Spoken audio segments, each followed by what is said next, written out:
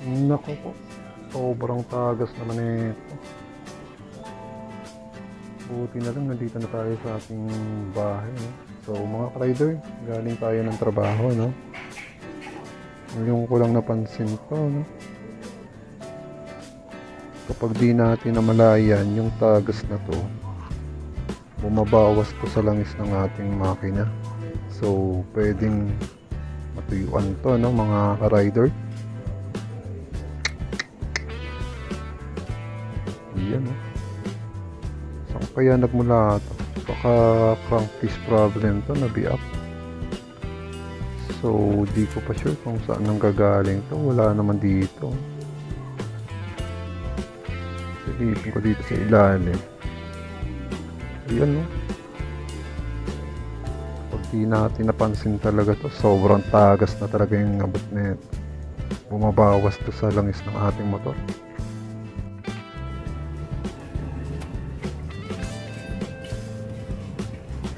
So yun nga, no, mga ka-rider.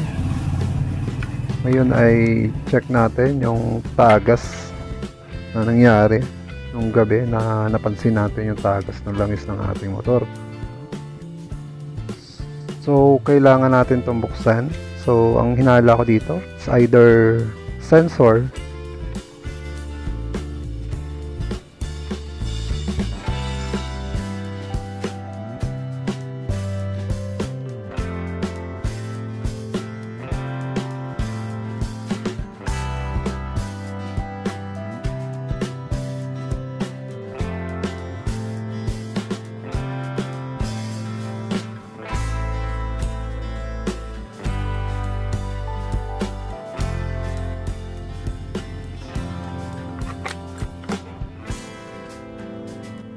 neutral sensor or yung ating cambio, no? Huwag naman sana dun sa crankcase dahil sa special ng crankcase natin, dahil mabigat-bigat yun kapag yun yung nangyari. So eto na nga mga ka-rider, na buksan na natin yung ating cover ng ating may sensor natin, no, atong cambio. So sa visual check ko dito mga ka-rider, hindi naman dito sa sensor nangyayari ang leak. Palagay ko dito lang sa eto, no, sa ating cambio. Ayan, no, kung mapapansin mo, basa siya, may leak ng langis. Eto, pakita ko sa inyo. Ayan, no. So possible yung kanyang o-ring yung matagas na, kasi more than 8 years hindi ko pa ito napalitan. Ngayon pa lang siguro mapapalitan ito. Ayan, no, may leak siguro tong ating o-ring. Palagay ko ito na yung problem, yung leak, kung saan nanggagaling yung langis na tumatagas.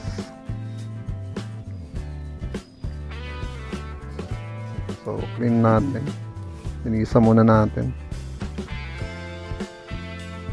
kung makasigurado. So check natin yung ating cambio kung may paggalaw na nangyari, ano. Alugin ko muna to. Okay, wala naman. So far okay pa to. Siguro gawa lang nung maluwag yung ating o-ring. Dun dumadaan yung excess na langis na galing sa ating engine, no? So okay naman yung play ng ating cambio. Wala naman naging problema sa kanyang paggalaw. So normal naman to, tingin ko, palagay ko, mga ka-rider.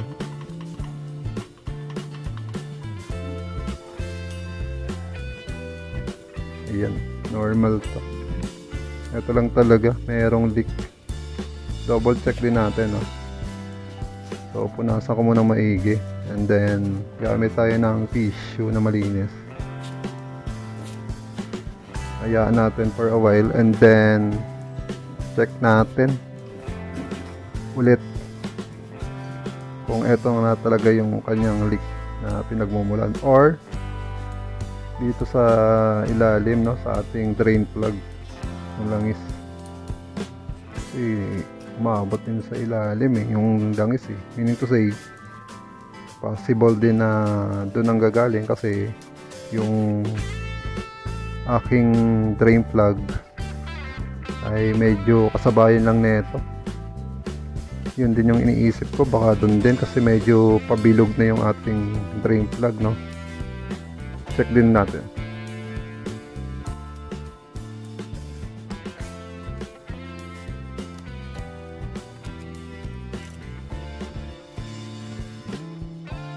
So, eto na nga mga ka-rider, at bumili na rin tayo ng kailangan nating gamitin. Bumili tayo ng drain plug. At itong ating o-ring sa cambio.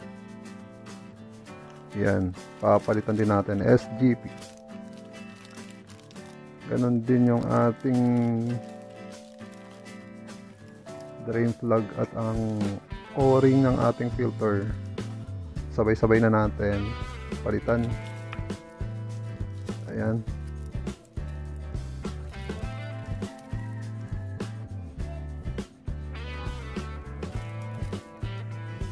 Sabay na natin palitan, at magpapalit na rin ako ng langis natin mga ka-rider.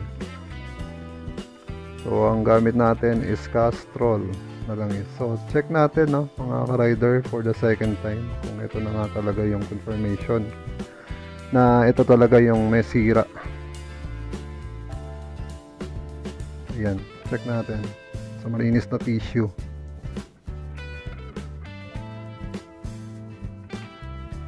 So ito medyo brown.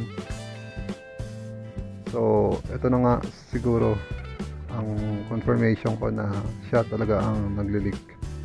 Check ko din dito sa baba sa ating drain plug.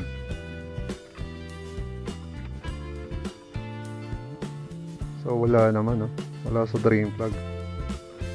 Pero at the same time papalitan ko na rin to kasi pabilog na, baka mamaya hindi ko na mapihit, no? Kasi bumilog na siya, eh. At yan, no? So replace na rin natin ng bago para sure ball tayo sa ginagawa natin. So ang gagawin natin, tatanggalin natin yung o-ring ng cambio. Gagamit tayo ng dalawang tornilyo. Ito mga ka-rider. Yan, matulis yan, at i-screw natin, no, sa kabilang side. Magkabila ang side ng ating o-ring. Tsaka natin siya hihilahin, no?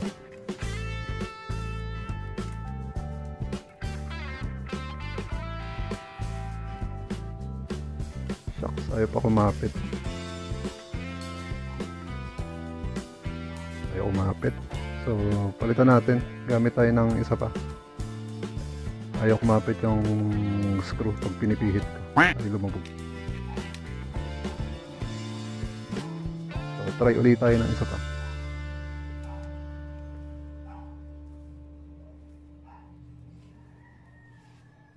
So eto, kumapit na siya, no? Goods na to. Buka pa tayo ng isa para sure ball na kakapit, matanggal na natin to.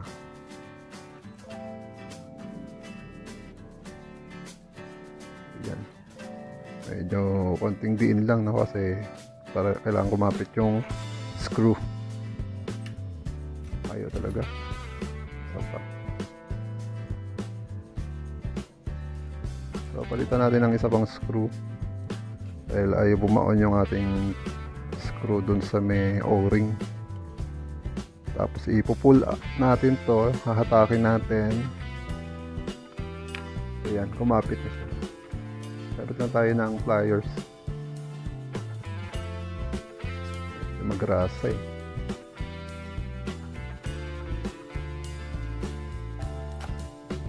So eto, gamit tayo ng pliers. Hilahin natin siya both side. Dito muna sa kabila and then doon sa kabila.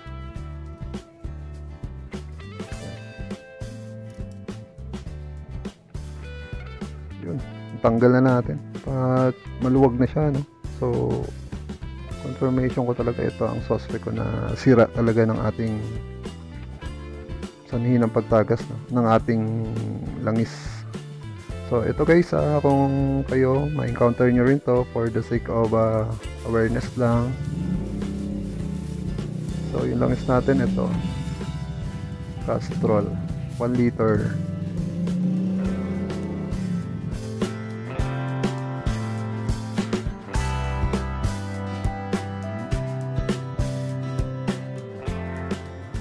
So ito mga ka-rider, no, pakita ko sa inyo kung ano na itsura ng ating drain plug. Yan, sobra na talagang overuse na yung pagkapihit sa kanya, iba-iba na yung shape.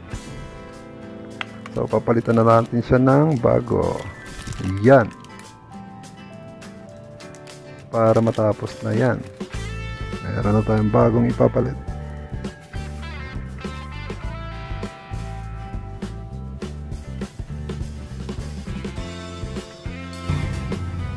So ito na nga mga ka-rider, i-dinisi muna natin, no, bago natin ilagay yung o-ring na panibago, yung nabili natin na SGP. So rinisa ko muna yung paligid ng cambio na ating pagkakabitan. Punasan muna natin na maigi para wala tayong maging problema, maayos yung pagkakabit.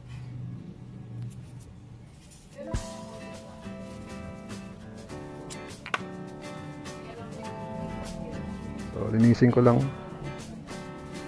for a while mga ka-rider.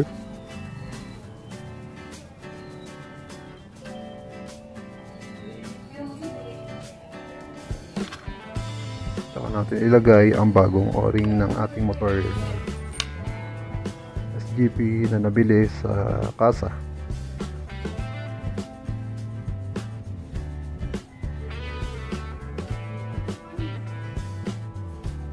So palagay ko goods na to.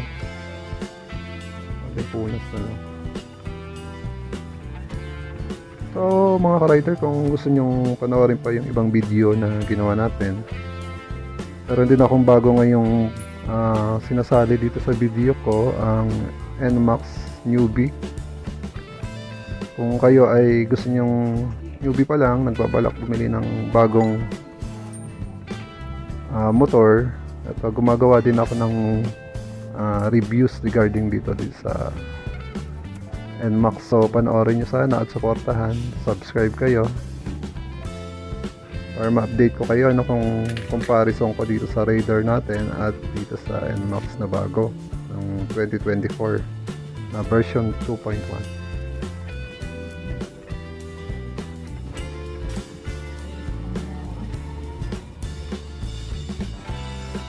Ni-reviews na ako doon, pinalabas ko dito sa aking channel, ng keyless entry. Sobrang tuwa talaga ako, ni-share ko sa mga newbie na kagaya natin nagsisimula.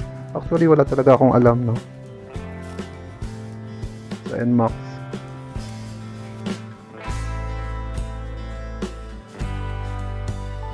So nalagay na natin mga ka-rider yung ating o-ring. Pinupush ko na lang siya dahan-dahan para wala tayong maging problema. Ayan, nakabit na natin. Gusto ng konti para siguradong nakasiksik siya doon at di na magkaroon ng leak yung ating cambio. So yun mga ka-rider, yung nabanggit ko nga. Kung gusto niyo malaman kung anong pagkakaiba ng NMAX sa matic at manual, so subaybayan nyo yung gagawin kong vlog regarding sa NMAX. First timer lang ako, newbie ako nag-aaral ng automatic na mga ka-rider. Gusto ko lang itry. So eto, nakakabit na natin, no? So ang susunod nito mga ka-rider, lalagyan ko na to ng langis, followed, at ikakabit na natin ulit, ibabalik konting linis sa paligid ng ating sensor at dito sa may cambio. Ganoon na rin sa ilalim.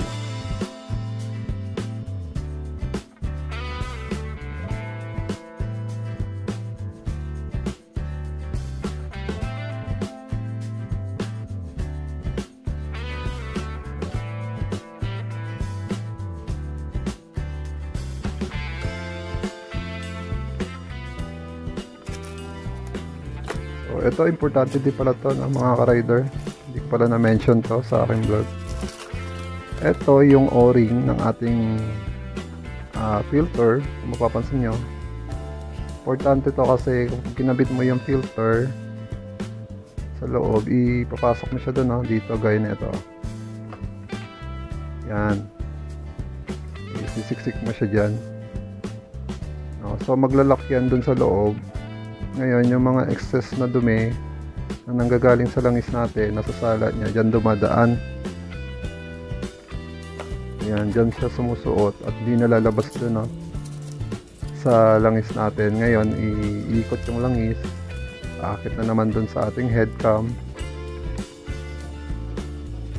at sasalain niya uli yun para yung mga excess na dumi, yung mga friction na galing sa combustion ng ating yung pinagdadaluyan ng ating langis, mga dumi na nasasala niya, andun na pupunta sa filter natin, hindi na nakakalabas. So, importante na ito, i-check nyo lagi yung gantong ring na o yung rubber para yan, maging tumagal at maging matibay pa yung motor natin sa mga susunod na panahon, susunod na biyahe natin, para long lasting habang ginagamit natin, matagal siya, diba? So, ang motor natin umabot ng 9 years na, kaya sulit na rin naman siya. So nagtry ako ng panibago, medyo curious, NMAX. So watch kayo sa next video na gagawin natin dito lang sa the same channel, followed ng NMAX, kung ano ang difference na pagkakaiba, comparison ko kung ano ang idea, ang tawag dito, basta ganun. So, linis na lang to, kabit, screw na, no? Babalik na natin. So, ito, papakita ko sa inyo. Ipapasok ko na yung ring dito sa loob ng ating filter. Yan. So, hindi tayo legit na magaling, pero based lang sa ating experience, nagagawa natin na maging maayos pa ang takbo ng ating motor habang tumatagal, no? Yan. So, ibalik na natin yung mga screw. Pinalitan ko tayo ng bago ng o-ring. Bagong o-ring na yung nilagay natin sa filter, yung takip. Para walang tagas talaga. Medyo kinakabahan kasi ako pag tumatagas yung engine natin, eh. So, hindi natin alam kung kailan tayo tatansya, kung dapat na ba natin siyang dagdagan. Mas maganda yung walang tagas kasi nakokontrol natin, na may-maintain na natin yung takbo ng motor, yung mileage niya, na hindi tayo nag-aalangan kung nababawasan ba yung langis natin. Although nababawasan naman siya dahil sa combustion, dahil sa evaporation ng ating paligid, surrounding, meron talagang nababawas sa langis natin. Pero gusto ko lang makasigurado lagi na bawat biyahe natin ay sigurado wala tayong magiging problema.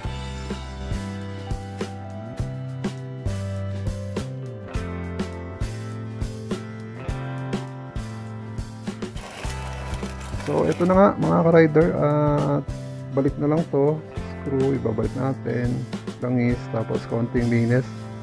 I hope na may natutunan kayo dito sa aking munting ginawang video, and for more video, huwag niyong kalimutang suportahan ang aking channel, our channel Rider 150, at meron tayong bagong nilalunch na bagong reviews, followed by NMAX.